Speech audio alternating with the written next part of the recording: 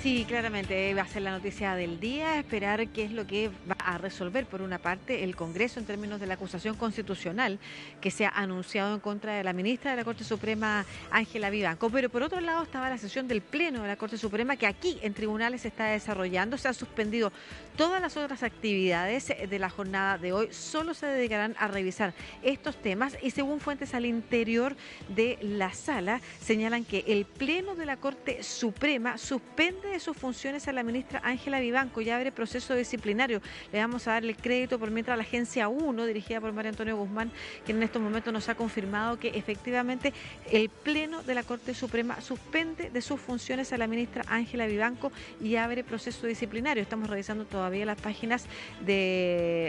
abiertas, ¿no es cierto?, en redes sociales del Poder Judicial, que durante el fin de semana publicó la preocupación que tenía el presidente de la Corte Suprema, Ricardo Blanco, sobre el caso y sobre lo que se iba a conversar en la jornada de hoy. También tenemos a nuestros compañeros en la sala de prensa aquí de tribunales buscando una confirmación oficial que aún no ha sido emitida, pero al menos fuentes al interior ya señalan que efectivamente ha sido suspendida de sus funciones la ministra de la Corte Suprema, Ángela Vivanco, tras la revelación de los chats que tuvo con Luis Hermosilla, que incluían desde la petición de apoyo para su postulación a la Corte Suprema, lo que podría no estar reñido con alguna norma ética. Lo que pasó después es el problema, que es el intercambio de favores que incluían la posibilidad de intervenir de la jueza Vivanco en algunos juicios, como por ejemplo el que el año 2019 se llevó a cabo a propósito de los resultados que significaron los operativos en distintas materias vinculadas al estallido social y otros casos de relevancia nacional, como el caso de Camilo Catrillanca, un comunero mapuche que fue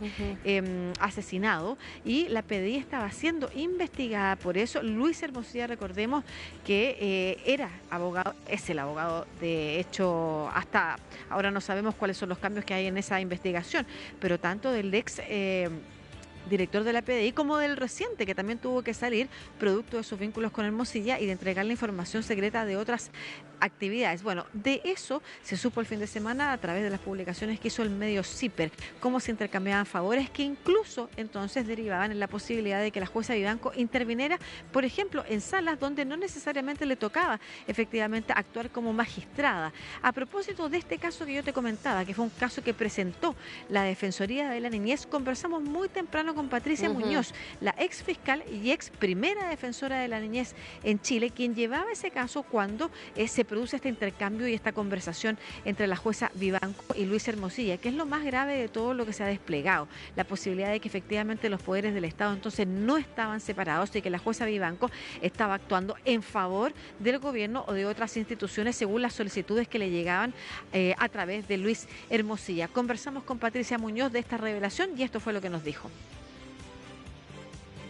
Mira, la verdad yo leí ayer la noticia y me parece gravísimo. Primero es el amparo que yo había presentado contra el exdirector de la PDI, Héctor Espinosa, por la detención arbitraria e ilegal de la hija de Camilo Catrillanca. Además, o sea, recordemos ese caso brutal de violencia policial que terminó en la muerte del comunero mapuche. Había presentado ese amparo y cuando leo ayer que se estaban produciendo esas conversaciones precisamente para integrar la sala penal, que era la que tenía que revisar la decisión de la Corte de Apelaciones de Temuco que había acogido nuestro amparo, diciendo que la Policía de Investigaciones había vulnerado los derechos de esa niña, vemos esta intervención. Mire, lo que el abogado Hermosilla haya pedido me parece evidente, además es un contexto en el que hemos conocido todo lo que ha pasado, pero lo que me parece inadmisible es que un juez de la República que integra el más alto tribunal se permita siquiera plantearse la posibilidad de integrar una sala para tratar de favorecer a un abogado en un contexto como el que estamos hablando o como cualquier otro. Yo creo que el Estado de Derecho necesita con urgencia que este tipo de acciones sean severamente sancionadas. Me parece que la Corte Suprema tiene que tomar medidas al respecto porque el Poder Judicial no merece estar en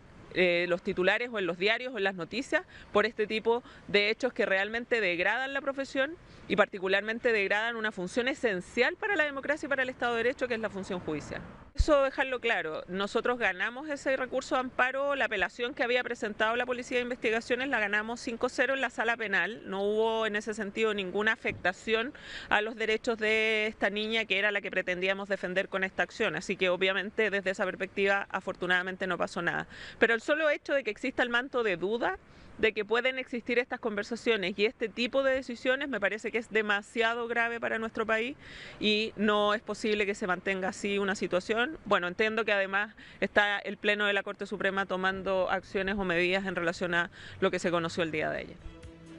Así lo escuchábamos a Patricia Muñoz. Me gustaría resaltarnos esta frase que dijo la ex defensora de la niñez con respecto a los magistrados, a cómo el Poder Judicial está todos los días ya en los titulares y se ve manchado ante estas cuestiones, ¿no? Como el caso de Hermosilla, algo que repercute en el país y cómo esto comenzó a debilitarse ahora.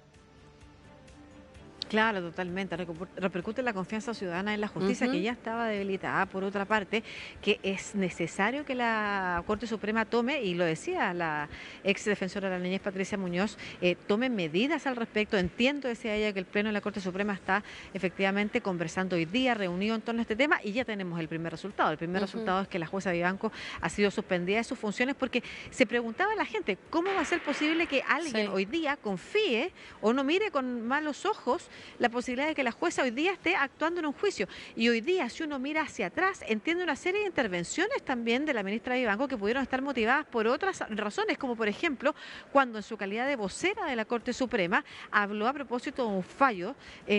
con el tema de las ISAPRES y luego dijo que lo había dicho a título personal, no como vocera, y eso le significó tener que salir del cargo. Así como eso, muchas otras acciones que hoy día se están revelando y que se están cuestionando, que impiden entonces que la jueza pudiera seguir, al menos por ahora, en sus funciones. Nosotros vamos a cruzar la vereda porque al frente está el Congreso Nacional, donde las bancadas también discuten la acusación constitucional. Perfecto, Lucía. Seguimos con más detalles en instantes. Muchas gracias.